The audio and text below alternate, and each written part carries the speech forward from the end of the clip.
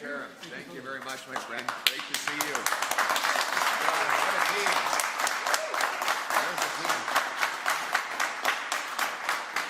Merci beaucoup. Thank you very much. Who's ready for a change for Canada? Right on. You're all ready to put Canada first for a change? Yes. Excellent. Quelle belle équipe ici, nos candidats. I'm going to just introduce them all as Ziad Abultayef, Jag Sharon Singh Mahal. We have Saeed Ahmed, Billy Morin, Chief Billy Morin. Do you keep the title Chief forever? Excellent. So we'll be calling him Chief and we'll be calling him a Member of Parliament at the same time. And a great story. Balanced his budget, brought unemployment down 2/3, economic development he did for the Enoch Cree, what we need to do for all of Canada. We have the great Tim Uppal, Deputy Leader of the Conservative Party, is here. Miles Barry is with us as well. Where's Miles? There's Miles. Thank you very much for your candidacy and your hard work. And, of course, the legendary Matt Generou, longtime servant to the people of Edmonton. Let's give him a round of applause. I want to give a big thanks to the workers here and, of course, the owners at Trail Tire Tamarack, a real Canadian success story. For 30 years, they've been keeping our cars and trucks moving in top-notch condition with the best mechanical work, diagnostics, tire work for cars and trucks. Bring your automobiles here. If anybody who has a Conservative membership gets free admission to the facility.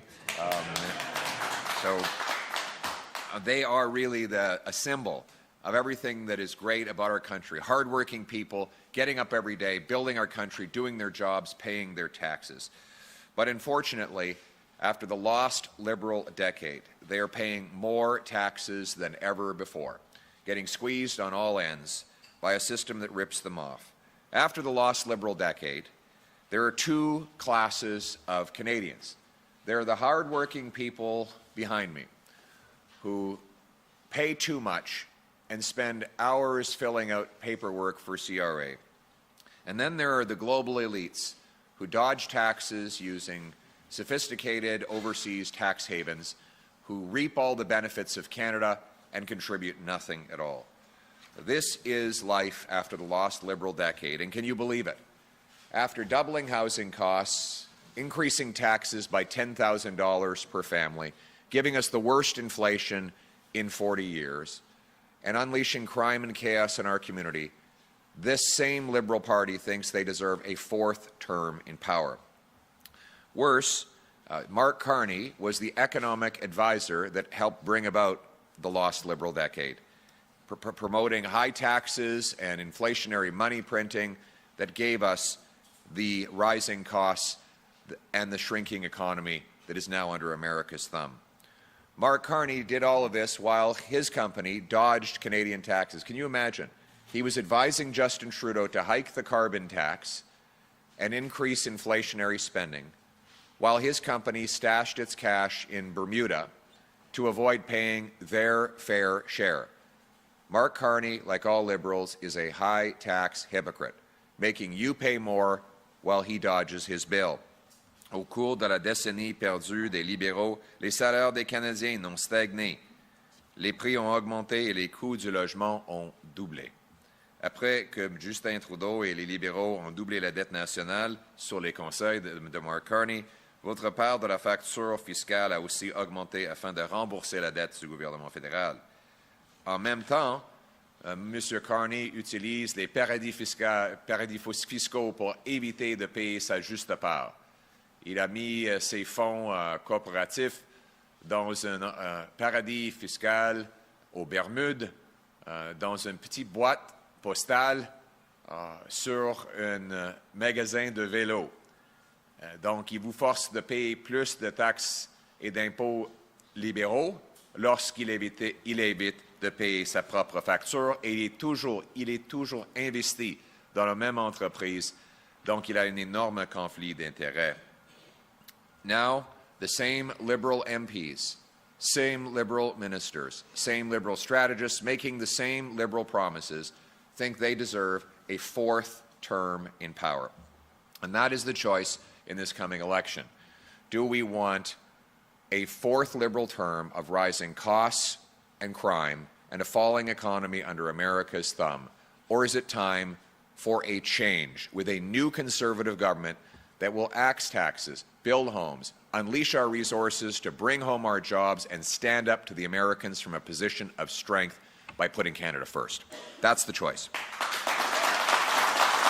That's the choice.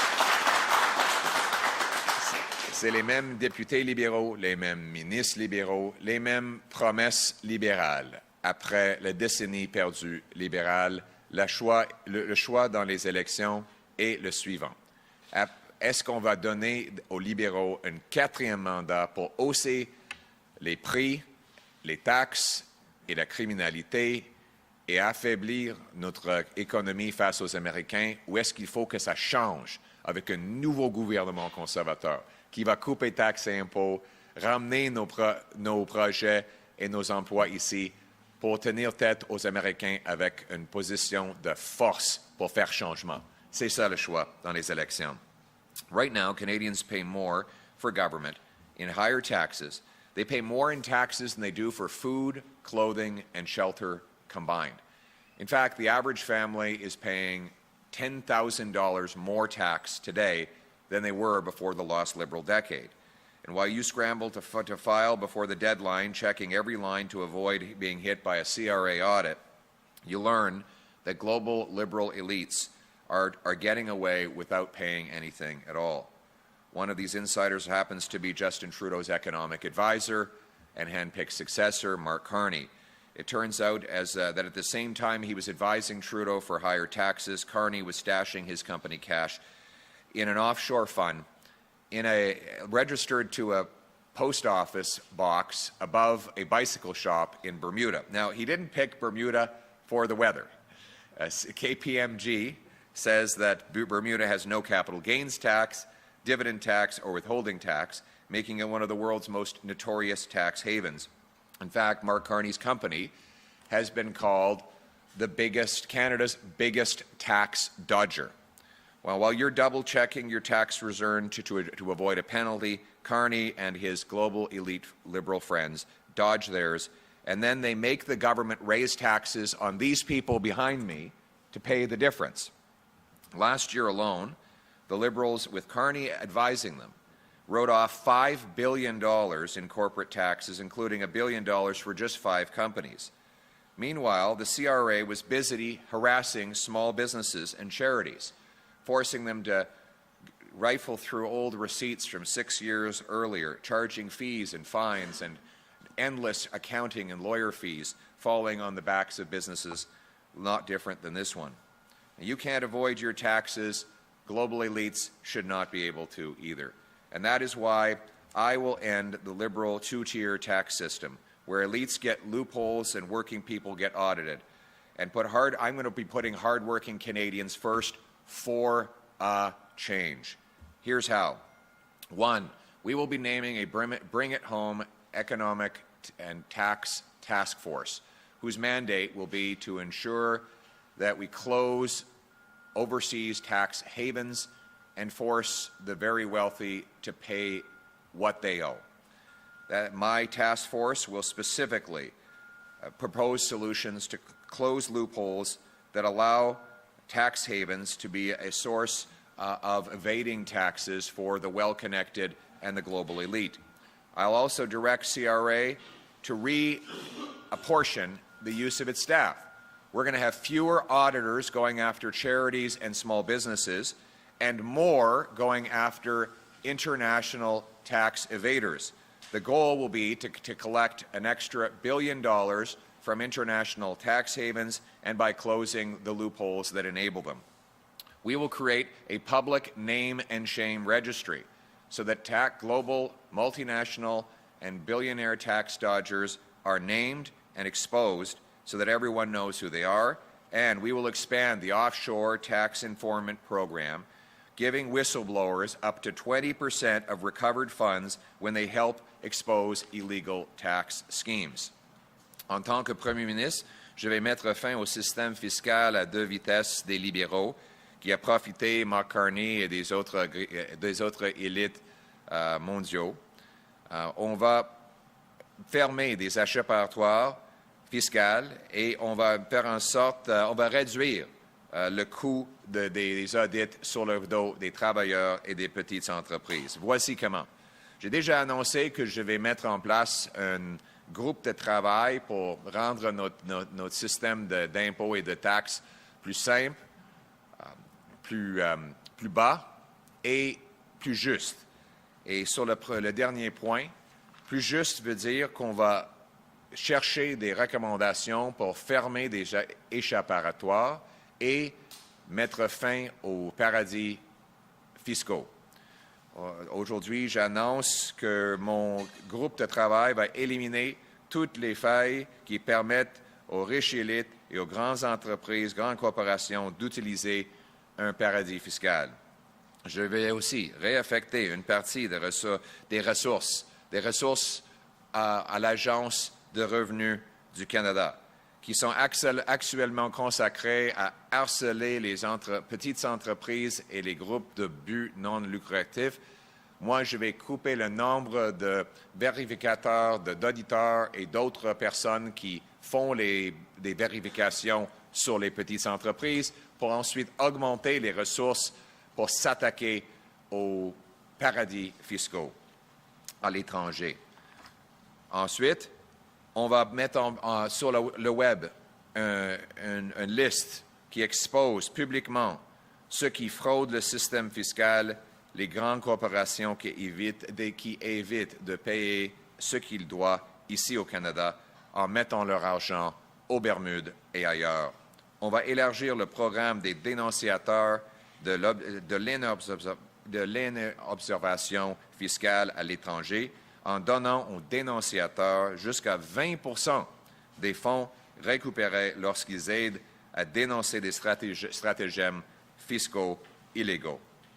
We will target tax havens, expose offshore fortunes, and bring the money home. All of this with the goal of reducing the tax burden on the people in this country. We'll do so with lower taxes for people like these great Canadians behind me. We're going to put them first for a change. We're going to cut income tax for the average worker by 15%. We're going to, so that their hard work actually pays off and they bring home more of each dollar they earn.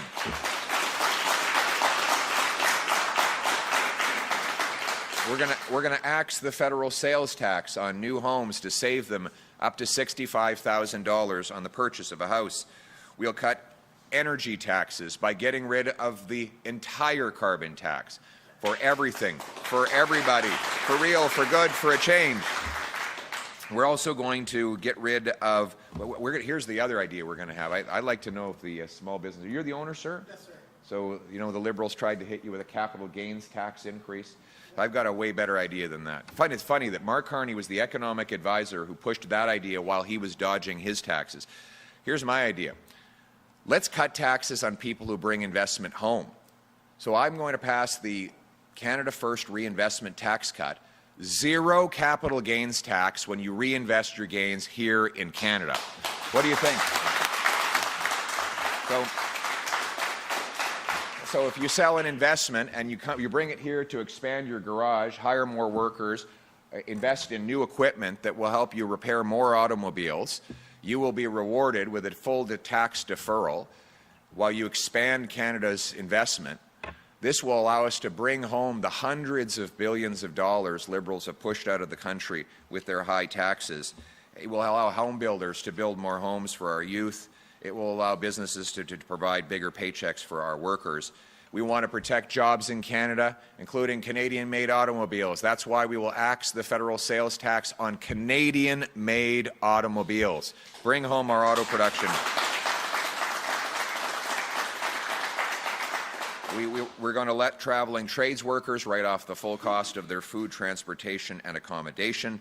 And we will back up the trades by training 350,000 young people to go through apprenticeships and work in great places like this. And we're going to unleash the production of our resources by repealing the Liberal no new development, no new pipelines law, C-69, the Liberal energy cap, gone. The Liberal industrial carbon tax, gone. We're going to unleash Canadian energy production to bring the jobs home to this country so we can stand up to the Americans from a position of strength. On va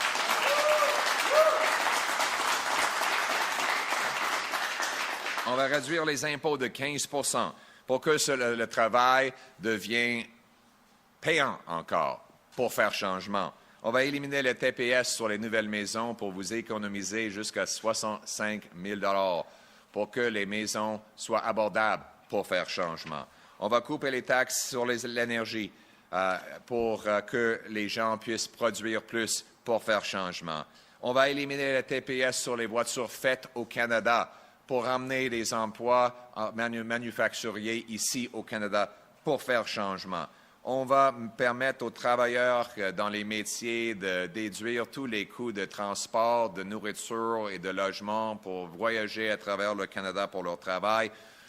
Et on va favoriser 350 000 apprentis pour être formés et avoir des grands chèques de paie pour faire changement. A new Conservative government will put Canada's economy, our communities, and most of all, our workers and seniors first. We will unlock incredible potential of this country. We should be the richest nation on earth, but what it takes is having a new government with a real change that will axe taxes, approve construction of homes, pipelines, and other opportunities for Canadians. And that is what is at stake in this election. Canadians have a choice. After the lost Liberal decade, are they going to bring back the Liberals for a fourth term of rising crime and costs and a falling economy under America's thumb, or are they going to choose change with a new Conservative government that will axe taxes, unleash construction, build homes, and pipelines so that we can stand up to the Americans from a position of strength and put Canada first for a change? Let's bring it home. Thank you very much. Thank you. Thank you. We will now take questions from the floor. Thank you. Good morning. Saprit from My Radio 580. You briefly mentioned scrapping Bill C-69, and your announcement this morning further elaborated on that. You've promised to scrap C-69 and fast-track energy projects. How do you balance that with the Indigenous land rights and environmental review processes, especially in light of the recent court rulings on Indigenous consultation? Yes, you're a very good question. After the lost Liberal decade, Indigenous rights have been trampled by this Liberal government. Liberals blocked the Northern Gateway pipeline with Mark Carney's vocal, on-the-record opposition to that pipeline, even though 80% of First Nations people along the path supported the pipeline. They killed the Tech Frontier mine, even though all 20 First Nations communities around the mine were 100% in favor of it. And the Liberals are keeping our First Nations people in poverty by blocking the resource projects that their communities support.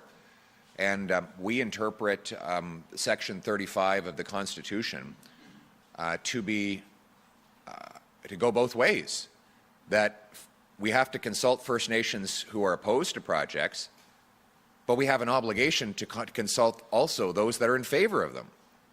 The Liberals did not consult one First Nations community when they killed the Northern Gateway pipeline.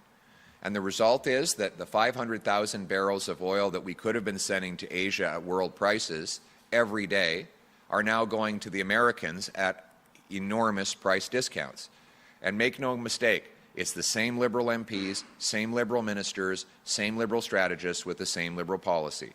And Mark Carney testified against the Northern Gateway pipeline. So let's not, because he has a banker's haircut and he wears a normal pair of navy blue socks, don't think his position on these issues is any different than Trudeau. He supports C-69, which means there will not be another pipeline or LNG plant ever built again in this country. He supports the energy cap, which applies to Canadian energy but not American energy.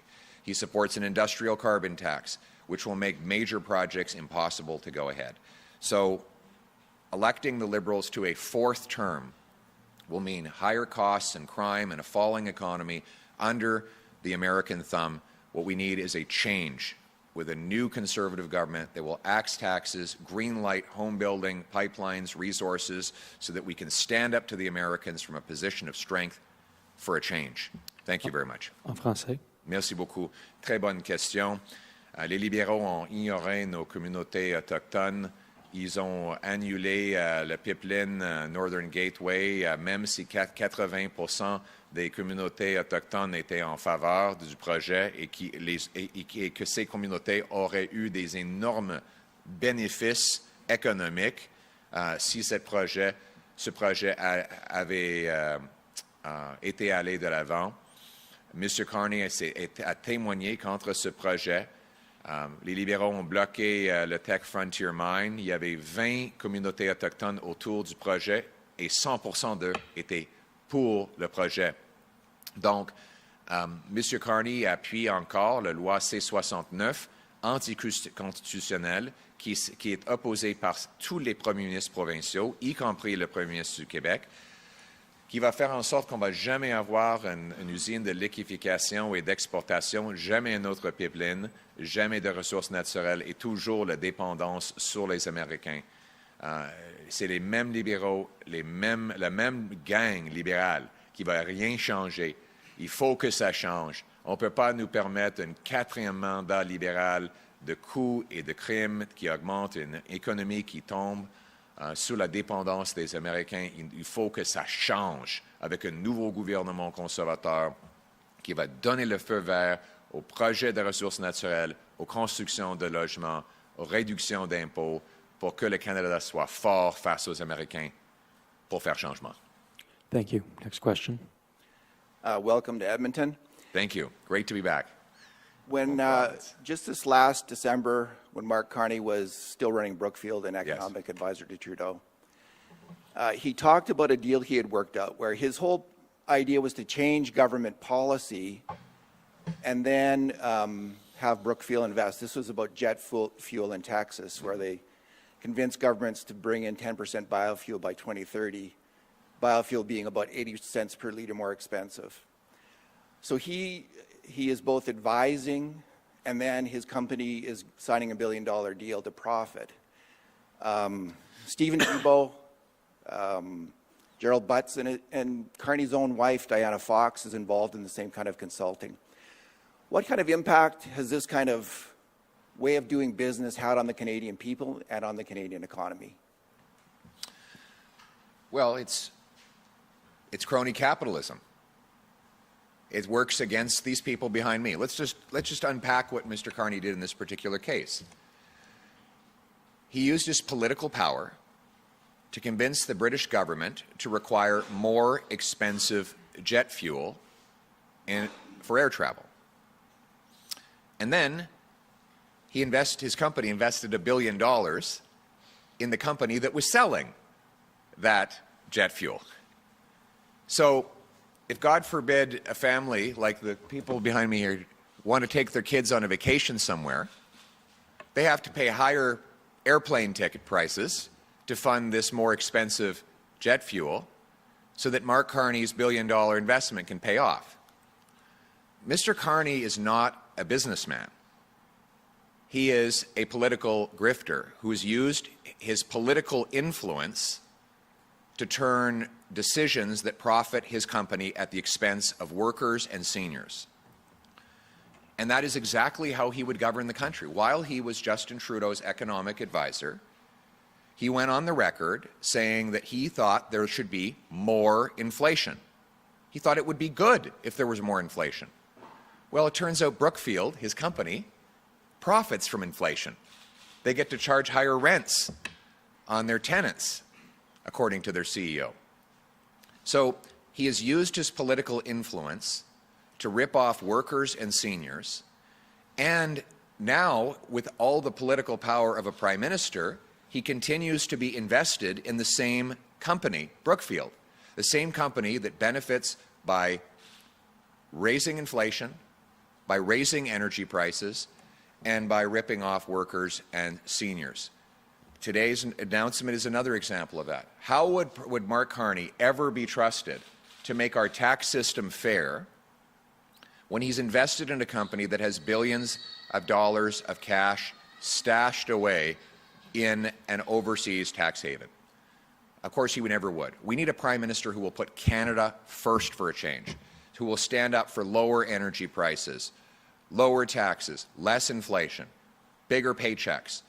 I've been spending my entire adult life fighting for the people who are here behind me today, fighting for their paychecks, for their quality of life, for their future, to bring home Canada's promise. Thank you. En français. Merci. Oui. Donc, M. Crony a passé des années à utiliser son influence politique pour profiter de son entreprise. C'est le capitalisme des petites amies qui cède avec l'influence politique. L'exemple que vous donnez, M. Crony a utilisé son influence politique avec le gouvernement de la Grande-Bretagne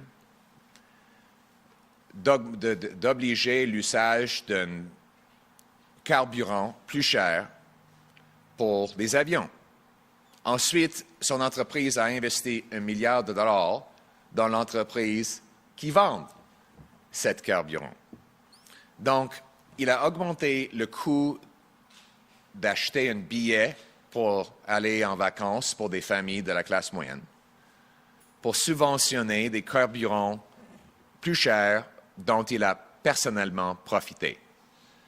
Il a dit aussi qu'il favorisait de l'inflation il y a 4 ans, parce que son entreprise Brookfield profite de l'inflation. Il a conseillé Justin Trudeau d'augmenter les taxes ici au Canada en même temps qu'il cachait ses investissements dans un paradis fiscal aux Bermudes. Il devient plus riche en rendant les Canadiens plus pauvres. Et c'est exactement le contraire de ce qu'on veut d'un premier ministre. Encore, il a toujours ces mêmes investissements qui vont à l'encontre des intérêts de nos travailleurs et nos citoyens. Donc, il nous faut un premier ministre qui va mettre les Canadiens d'abord, les travailleurs, les aînés. Et c'est ce que je fais depuis toute ma carrière politique. Réduction d'impôts et de taxes pour notre monde. Ramener la production ici pour nous. Un système d'impôts qui favorise les Canadiens et non pas les élites mondiaux. C'est ça le but. Donc le choix, c'est est-ce qu'on veut un 4e mandat des libéraux pour augmenter le coût sur le dos des travailleurs et aînés ou un nouveau gouvernement qui va mettre le Canada d'abord pour faire changement. I'll just say one last thing in English. Mark Carney has been getting rich by making the working class poor. We need a Prime Minister who will do exactly the opposite, and that's why we need a new Conservative government for a change. Thank you. Thank you. Next question. Hi, Mr. Poilievre. Laura Stone, Globe and Mail. I want to ask about... How did you like our rally last night? Well, I wanted to ask about your rallies. Thank you. And whether size matters. I actually want to know about your rallies and what your strategy is and who you're talking to. Because you bring up things like woke mob, Century Initiative, bulldozing the CBC, I'm exaggerating, but getting rid of CBC HQ. At what point are you just talking in an echo chamber to people who already feel that way, or do you feel like these are broadening the tent of support to Liberal or undecided voters to get them on board with your campaign? I think it's pretty broad. I think how many people do you think we had last night? Thousands. Well, that's pretty obvious. I think you can be more precise than that. I don't. I mean, the party said 10,000 register. There's reports of 15. I really can't say. One last question. When was the last time we had a rally that big in Canada? I don't know. I've never been to a political rally that big, I don't think. You know a lot about politics. Well, You're a very well-informed person. I know that if there were a bigger rally than that, you would know about it. I think so. But I think it was pretty incredible. Were any of you there? Yes. Magic, eh? Wow. Incredible. Listen, I think to have 10 or 15,000 people at one political rally, this is a movement like we've never seen because people want change. They want to put our country first for a change. They've seen that after the lost Liberal decade of doubling housing costs, of rising crime, of taxes out of control, of our economy weakened under America's thumb. They can't afford to live. And what they want is a new conservative government that will put Canada first for a change. And that's why my speech talked about axing taxes, greenlighting housing construction, expanding our energy sector to bring home our jobs so that we can put Canada first for a change. That was the message yesterday, and that is the message that Canadians are going to vote for change on Election Day. Thank you. En français. Merci. Donc, merci de la question. Un rassemblement énorme, probablement l'une des plus grandes depuis des décennies. Ça représente une volonté des gens pour avoir un vrai changement, c'est-à-dire couper les taxes et impôts, donner le feu vert à la construction de logements, favoriser la production de nos ressources ici au Canada pour renforcer notre économie face aux Américains pour faire changement. Les gens ne veulent pas un quatrième mandat libéral, ils veulent un vrai changement pour mettre le Canada d'abord, et c'est en votant conservateur qu'ils vont pouvoir le faire. Merci beaucoup. Thank you. We will now go to the final question. Oui, bonjour, M. Poiliev, Laurence Martin de Radio-Canada. Bonjour. De nombreux Haïtiens en Floride, traqués par Donald Trump, veulent venir au Canada. Est-ce qu'on doit les accueillir au pays ou les renvoyer aux États-Unis s'ils viennent? Je suis pour l'immigration légale. Donc, quand les gens arrivent ici au Canada, ils devraient montrer qu'ils sont ici, qui viennent des demandeurs d'asile. Ils doivent démontrer qu'ils sont des vrais demandeurs d'asile. Après la décennie perdue des libéraux, notre système d'immigration est brisé. Les libéraux ont permis une fraude massive en ce qui concerne les étudiants internationaux, les travailleurs étrangers et les faux demandeurs d'asile qui causent des pénuries des pénuries d'emploi, de logement et dans la santé. Moi, je crois qu'on devrait mettre fin à cette fraude et accueillir seulement des vrais demandeurs d'asile. Nous allons regarder cas par cas quand quelqu'un arrive au Canada, s'il peut montrer qu'il est un vrai demandeur d'asile, sans un bilan criminel, qui peut contribuer à notre pays, évidemment, il devrait pouvoir rester ici. Mais si c'est quelqu'un qui est un fraudeur, qui n'est pas vraiment demandeur d'asile, cette personne-là doit être expulsée. Après la décennie perdue ou avec un système d'immigration brisé et un premier ministre qui supporte toujours l'initiative du siècle, les Canadiens ne peuvent pas supporter un quatrième mandat des libéraux. Il nous faut un vrai changement pour réparer le système d'immigration, permettre aux Canadiens d'avoir des logements et des emplois et mettre le Canada d'abord pour faire changement. Merci beaucoup. Thank you. That concludes today's press conference. Excellent. Merci, ça conclut la conférence de presse. Thank you. Oh, yeah,